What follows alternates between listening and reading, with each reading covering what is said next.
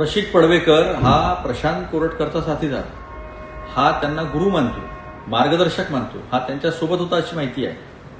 आणि असा महाराष्ट्रद्रोही, शिवद्रोही कोरटकर सोबत राहत असलेला व्यक्ती तो पोलीस स्टेशनमध्ये जातो हुडकेश्वरच्या.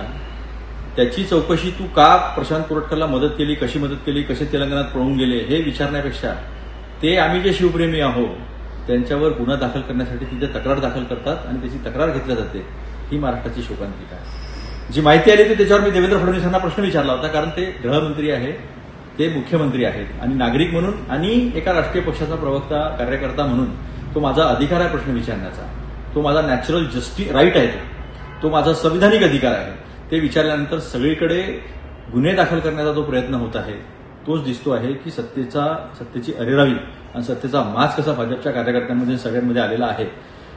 हा कसा संबंधित होता याचे पुरावे आता मी माझ्या ट्विटमध्ये जे आहेत ते सगळे टाकणार आहे. पण दुर्दैव एवढंच आहे की त्याला पकडून तू कशी कशी साथ दिली हे पोलीस विचारण्यापेक्षा त्याला सोबत देतात आणि याचे पण फोटो सगळ्या महाराष्ट्रातल्या मोठ्या मोठ्या IPS अधिकाऱ्यांसोबत, मोठ्या मोठ्या भाजपच्या सगळ्या नेत्यांसोबत दिसतात, दुसऱ्या कुठल्या नेत्यांसोबत दिसत नाही. हे सुद्धा मी आता पुराव्यानिशी या माझ्या ट्विटमध्ये आणि माझ्या याच्यात बाईटमध्ये टाकणार आहे.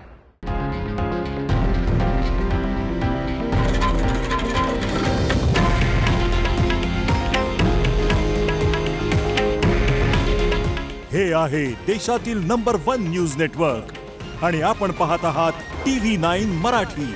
काळजी तुमची, हित महाराष्ट्राचं.